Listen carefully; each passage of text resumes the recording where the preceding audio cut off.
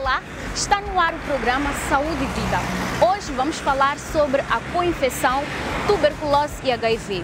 A tuberculose é a doença infecciosa mais presente nas pessoas que vivem com o HIV e tem grande impacto na qualidade de vida, bem como na mortalidade destes pacientes. Uma pessoa que tem HIV tem 28 vezes mais chances de contrair a tuberculose em relação a um paciente que não tem HIV.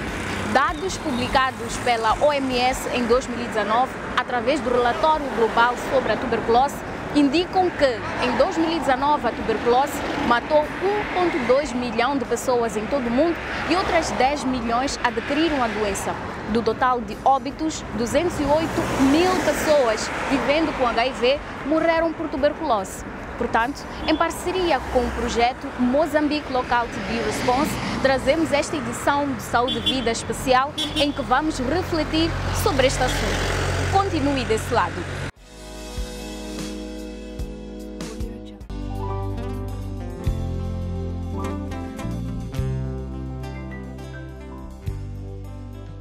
As duas doenças descobri ao mesmo tempo.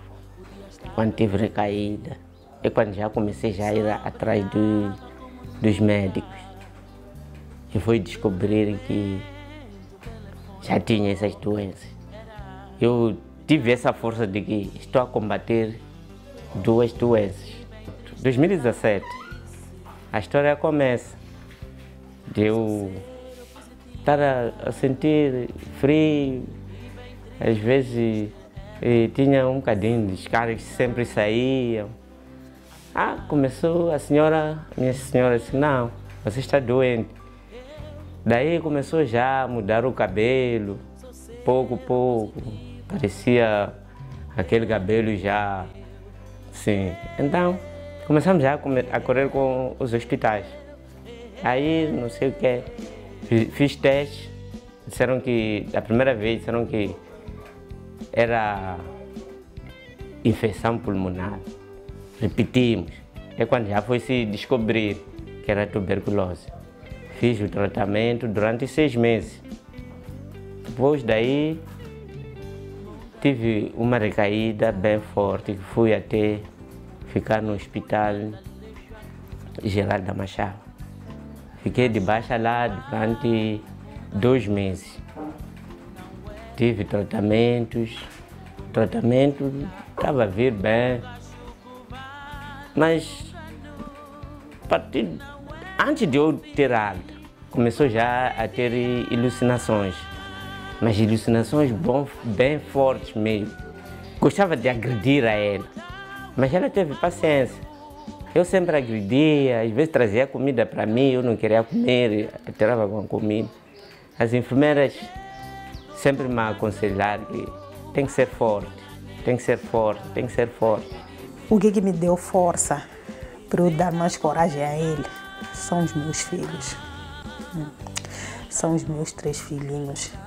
E eu nem quando eu lhe insistia para comer, a primeira colher que eu dava a ele para comer, a lhe insistir, eu dizia, pensa por Michel. O Michel é esse pequenino. Ele ainda precisa de ti. Come essa colher a pensar no Michel. Para eu conseguir recuperar todas essas rotinas, foi graças às enfermeiras. As enfermeiras, posso dizer que Deus estava lá com elas. Insistiam, dizer que acorda, não dorme, acorda. Mas tentar levantar, ver que não estou a conseguir. Tentar levantar, não estava a conseguir, porque também o medicamento era forte. O medicamento era mesmo forte, porque outros dias tinha que consumir 22 comprimidos no mesmo tempo, às vezes 18 comprimidos ao mesmo tempo. Minha esposa, a família da minha esposa também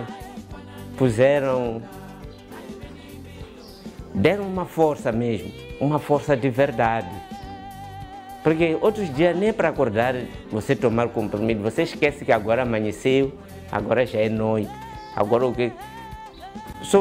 Você está vivo, porque está a viver, todo mundo está a ver que você está a respirar. Mas não era fácil, não era fácil. Foi muito difícil, Porque eu tinha que ter coragem para poder salvar a vida dele. Eu tinha que ter coragem e força para poder salvar a ele. Já que eu, quando chegava, ele não queria comer nada, aquilo que eu trazia. Como é que ele havia de viver sem comer nem beber? Então eu tinha que ter coragem. Eu não ia para casa quando chegava às 6, na visita das 6, para voltar. Tinha que ser na última visita. Eu subia às 6, ele não queria comer. Eu tinha que descer e sentar lá embaixo para voltar a entrar às 11h30. Às vezes ele encontrava que ele já está um pouco calmo. Conseguia já comer um pouco. E se ele não conseguia também comer às 11h30, eu tinha que ter paciência, ficar até às 18 para lhe dar de comer, banho e comer. O caminho é longo, muito longo, porque não é uma coisa de que daqui a 3 meses, 6 meses, mas não um ano, e contar outro mais um ano, não é fácil. Precisa mesmo ter uma companhia forte, forte mesmo, porque durante a caminhada muita coisa acontece. Teve esse momento que eu perdi a esperança mesmo. Teve porque chegou um momento que meu marido nem para acordar sentar não conseguia.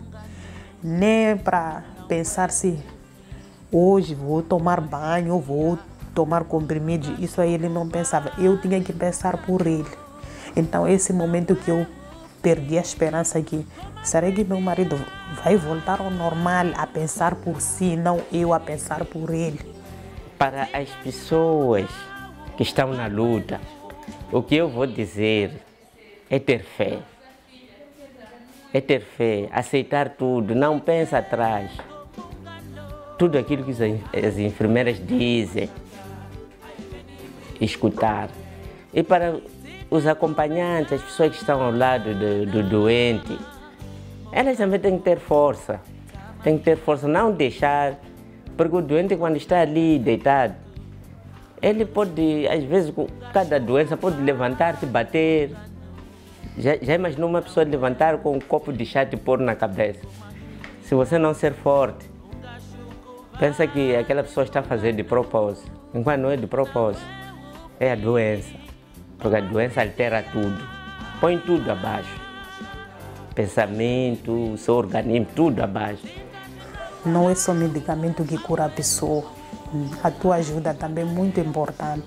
Para aquela pessoa ter vontade de medicar, depende de você que não está doente, para ele conseguir medicar. Porque se você lhe desistir enquanto ele está no meio da doença, ele também desiste.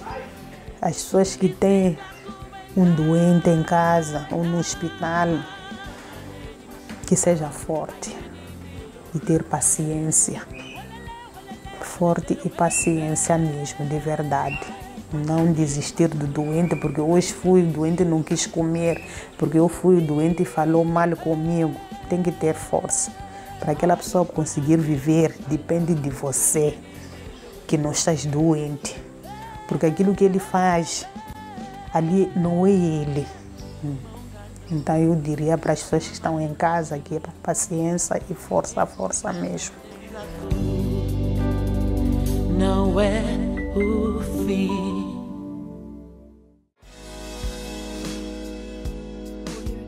Olá, mais uma vez, querido amigo telespectador.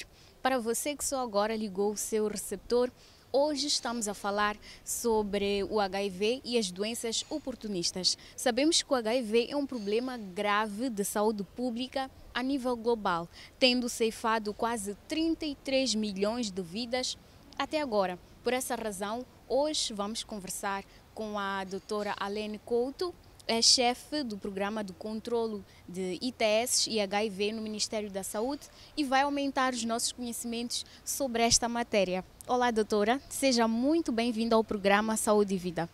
Olá, Mércia, e muito boa noite ou boa tarde aos nossos telespectadores. Muito bem. Doutora, sabemos que uma pessoa que vive com o HIV é vulnerável a diversas infecções e a mais frequente nestas pessoas é a tuberculose. Por que isto acontece? Muito bem. Muitas das vezes nós temos que perceber o que é o vírus da imunodeficiência humana. O que acontece, o que caracteriza esta doença, que muitas das vezes nós chamamos do síndrome da imunodeficiência adquirida, é o facto de acometer as nossas células de defesa. Portanto, há um compromisso onde há uma diminuição das nossas células de defesa. Com esta diminuição das células de defesa, o que acontece é que não temos a capacidade de defendermos contra os micro-organismos que poderão ser maléficos para o nosso organismo. Neste sentido, uma das principais infecções que podem acometer uma pessoa que vive com HIV-Sida, e muitas vezes até é o primeiro sinal de que poderá ter HIV-Sida, é a tuberculose. Isto porque o nosso mecanismo de defesa não está nas devidas condições para podermos defendermos e realmente lutar contra os micro-organismos. Muito bem. E quais são as principais queixas ou manifestações que um paciente infectado pelo HIV e, ao mesmo tempo, tendo a tuberculose, pode apresentar? Muito bem. O paciente que tem HIV e se ele desenvolve a tuberculose, manifesta-se realmente, aqui são os sinais e sintomas da tuberculose. E, nesse sentido, ele tem febre, é um dos principais, tem emagrecimento progressivo, portanto, há um emagrecimento, tem a sudorese noturna, portanto, ele transpira bastante à noite, tem tosse produtiva, portanto, com expectoração, né? E também tem um cansaço fácil, do que nós chamamos de astenia. Muito bem. E a evolução da tuberculose nos indivíduos que têm ou que vivem com HIV é sempre a mesma? Quais são as formas da apresentação da tuberculose nestas pessoas? Muito bem. A forma mais comum de manifestação da tuberculose é a forma pulmonar. Portanto, eles já têm a tuberculose pulmonar e apresentam todos aqueles sintomas que eu previamente falei, mas também temos a forma extrapulmonar. E esta forma extrapulmonar pode acometer a meninge, portanto, que é uma membrana que cobre o cérebro, e aí nós temos uma meningite tuberculosa. Também podemos acometer os ossos, aí nós temos uma tuberculose óssea. Também nós podemos ter o coração afetado, portanto, a membrana que é o pericárdio, aí nós temos uma tuberculose pericárdica. Podemos ter também a nível do abdômen, acometimento do peritoneu, então nós temos uma peritonite tuberculosa. Então, todas as outras formas extrapulmonares também podem acometer o nosso paciente que vive com HIV, e são as formas mais graves, e principalmente porque nós temos a pressão daquilo que são o nosso sistema imunológico, então o aparecimento das manifestações mais graves também é muito comum entre os pacientes que vivem com o HIV. Muito bem. E a nível do Ministério da Saúde, que medidas estão a ser levadas para evitar a progressão ou o aumento do número de casos de infecções por tuberculose em pacientes que vivem com o HIV? Então, nós temos e adotamos o que a OMS recomenda em relação às atividades colaborativas entre a tuberculose e o HIV. Aliás, nós somos programas muito ligados por ser a principal infecção oportunista que acomete os nossos pacientes. Então, a nível do programa do HIV e das consultas, viria a dizer, principalmente naquilo que são as consultas na unidade sanitária, é importante que um paciente que vive com HIV seja rastreado para a tuberculose. Então, isto tem a ver com os 3 Is, que é intensificar o rastreio. Nós temos que rastrear para a tuberculose em todas as consultas dos nossos pacientes. Temos que também controlar as infecções, este é o outro I que eu falava. E se não tiver a tuberculose, podemos prevenir. E nós aí fazemos tratamento preventivo para a tuberculose. E o tratamento preventivo para a tuberculose, neste momento o país adota o tratamento com a isoniazida, que faz durante 6 meses. Mas também é importante lembrar que a tuberculose, do outro lado, a tuberculose também tem as suas atividades, as suas responsabilidades. E quais são as responsabilidades? Quem tem tuberculose imediatamente deve ser rastreado para o HIV-Sida. Aliás, como eu disse, é uma manifestação e nós temos que pensar que esta pessoa tem tuberculose. Então, tem que rastrear, fazer aquilo que é a testagem, e quando fazemos a testagem, se é positivo, nós imediatamente o que fazemos é fazer o tratamento para a tuberculose, esperamos 2 semanas e iniciamos também o tratamento para o HIV-Sida. Certo. A co-infecção HIV e tuberculose pode interferir na carga viral do paciente que vive com HIV. Sabemos muito bem que se um paciente tem um estilo de vida saudável, se toma corretamente os seus medicamentos, pode chegar a atingir um nível de carga indetetável. Isto pode prejudicar? Muito bem. Se nós vemos uma manifestação num paciente que está a tomar a medicação e há uma manifestação da tuberculose, nós temos que pensar por quê. Será que este paciente foi aderente ao tratamento, né? Teve uma boa adesão ao tratamento? Será que este paciente não está a falir ao tratamento? Porque acontece, depois de uma toma do medicamento, os pacientes podem muito bem ter uma falência terapêutica, não só por falta de uma adesão, mas porque a resposta já não condiz ao tratamento e possa passar para uma segunda linha. Então, neste momento em que nós temos uma falência, temos o aparecimento da tuberculose, isto para nós é um alerta e provavelmente também aqui há um acometimento do nosso sistema imunológico. Então, há uma baixa do CD4 e um aumento da carga viral. Então, há uma interferência porque há uma manifestação de uma infecção oportunista. Isto quer dizer que algo está a falhar. Então, nós temos que realmente também fazer a medição da carga viral. E pode ser que sim, esta carga viral esteja aumentada.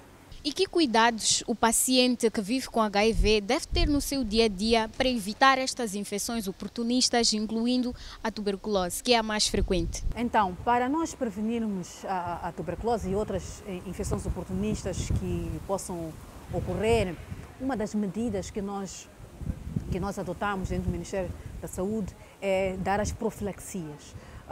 Por exemplo, para a prevenção de algumas infecções como a toxoplasmose, nós damos o cotrimoxazol. Então, o cotrimoxazol é uma das profilaxias que nós fazemos exatamente para prevenir as infecções oportunistas do paciente com HIV. Também temos o fluconazol. Este fluconazol é dado para prevenir a meningite criptocócica e isso damos tendo em conta qual é o nível de CD4 que estes pacientes têm. Por exemplo, o cotrimoxazol é quando o nosso CD4 está abaixo de 350. E depois, para a meningite criptocócica é quando nós temos um CD4 abaixo de 200. Mas agora, quando nós temos um paciente que nós fizemos o rastreio, como eu falei anteriormente, e este paciente não apresenta sinais e sintomas sugestivos para a tuberculose, o que nós temos que fazer como obrigação é que ele também seja prevenido para não apanhar a tuberculose. E damos um regime, neste momento, que nós chamamos um regime com isoniazida, que ele faz durante 6 meses e se não apresentar nenhum efeito adverso, faz até o final do tratamento para depois voltarmos a avaliar se ele apresenta ou não, se desenvolveu ou não. Aqui são sinais e sintomas da tuberculose.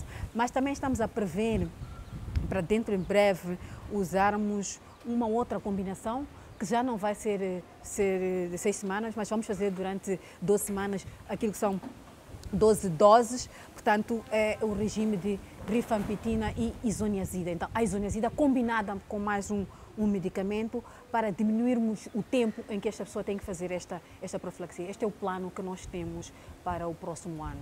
Muito bem, daí a importância do paciente não falhar as consultas, frequentar todas as consultas, que é para ter este acompanhamento. Sim, é importante todas as consultas que forem marcadas. Hoje nós estamos a falar consultas a cada 6 meses. Dependendo se está no estado de manutenção. Se está a iniciar, ele faz nos primeiros 3 meses um seguimento mensal e até já facilitamos a vida do paciente na oferta da dispensa trimestral do medicamento. E esta oferta da dispensa trimestral do medicamento e com o regime que nós estamos a dar hoje em Moçambique, que é o regime baseado no dolutegravir, nós pretendemos que rapidamente os nossos pacientes atinjam a supressão viral, tornam-se indetectáveis, para exatamente prevenirmos aquilo que seja o aparecimento de infecções oportunistas e melhorar a qualidade de vida do mesmo. Muito bem, muito obrigada, doutora Alene. Nós vamos a um rápido intervalo e nós voltamos já para a segunda e última parte desta conversa. Não saia daí.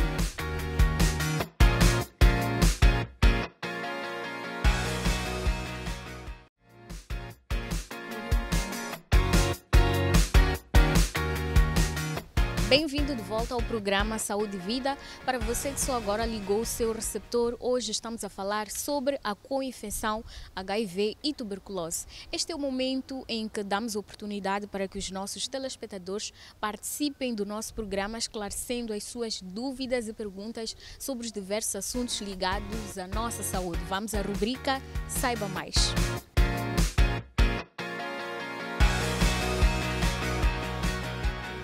Olá, doutora. Meu nome é Lourenço Nhaca. Doutora, eu gostaria de saber se um paciente que tem problema de HIV-Sida e tuberculose pode fazer o tratamento ao mesmo tempo ou não? Olá, sim, ele pode fazer a medicação ao mesmo tempo.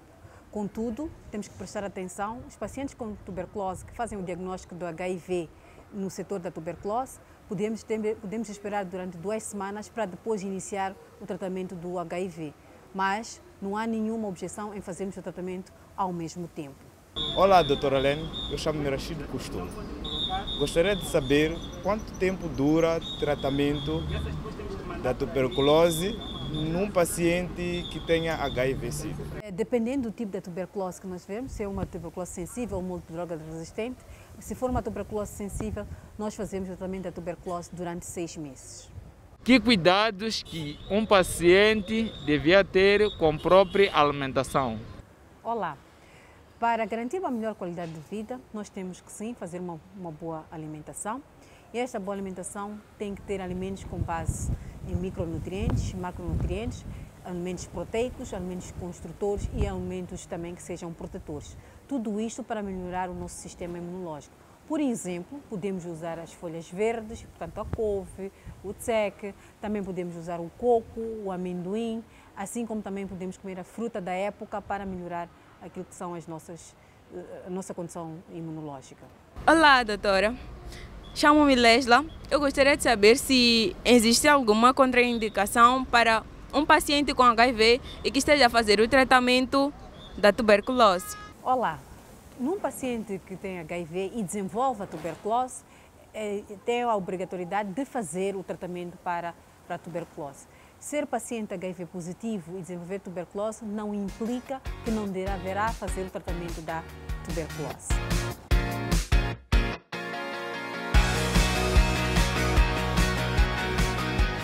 Para trás a rubrica Saiba Mais, momento em que os nossos telespectadores participam do nosso programa.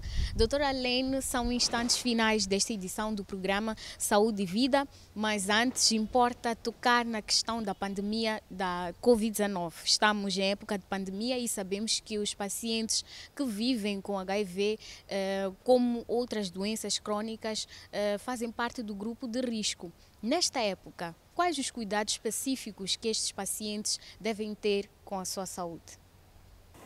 Muito obrigado por esta questão. Referir que o que nós recomendamos são as mesmas medidas de prevenção da população geral. O que foi recomendado é que nós temos que reforçar o uso da máscara. Então, esta máscara tem que ser usada por todos os pacientes, por todos os utentes, incluindo pacientes que vivem com HIV-Sida. Temos que praticar o distanciamento de 1,5 metro, lavar sempre as mãos com água e sabão, como foi dito, ou o uso do álcool gel, evitar aquilo que são conglomerados, portanto, respeitar todas as medidas de prevenção que foram emanadas pela Sua Excelência Presidente da República. Contudo, é importante lembrar que os nossos pacientes, por serem doentes crônicos, hoje ainda não está comprovado a sua ligação direta à Covid, diferente da hipertensão, da obesidade e também da diabetes mellitus, mas para um paciente que vive com HIV, ele tem que cumprir com o tratamento para realmente ter o seu sistema imunológico em dia, saudável, para poder se defender contra qualquer micro-organismo que possa acometer o seu organismo. Então, para dizer que para um paciente com HIV, ele tem que cumprir com o tratamento, tomar a medicação todos os dias para atingir a supressão viral. Muito bem. Que recomendações deixa em jeito de últimas considerações para os nossos telespectadores? Celebrou-se a 1 de dezembro o Dia Mundial de Luta contra o HIV. Que reflexão pode fazer em torno desta data? Bom, a reflexão que nós fazemos tem que ser à volta do lema solidariedade global, responsabilidade partilhada. Isto para dizer que devemos ser solidários uns com os outros, para os pacientes que vivem com HIV, para os pacientes que também tenham Covid, mas também temos que partilhar aquilo que são as nossas responsabilidades no que é a resposta ao HIV, assim como também para a Covid, para dizer que o estigma e a discriminação continua ainda a ser uma grande barreira para ambas as doenças. Então é importante que nós combatemos aquilo que é a estigma e a discriminação e também que tenhamos a responsabilidade que nós devemos prevenir. É muito mais fácil prevenir do que remediar. Então a prevenção, seja ela primária ou secundária, tem que ser o nosso ponto para realmente diminuirmos as novas infecções. Bom, muito obrigada, querido amigo telespectador, pela sua atenção e pelo carinho da sua audiência. Chegamos ao fim desta edição do programa Saúde e Vida. Já sabe que pode manter contato conosco através das redes sociais, no nosso Facebook, no nosso YouTube e também no nosso grupo do WhatsApp. Cuide sempre, sempre, sempre da sua saúde, previna-se do HIV, previna-se igualmente da Covid-19. Tchau, tchau e até uma próxima oportunidade.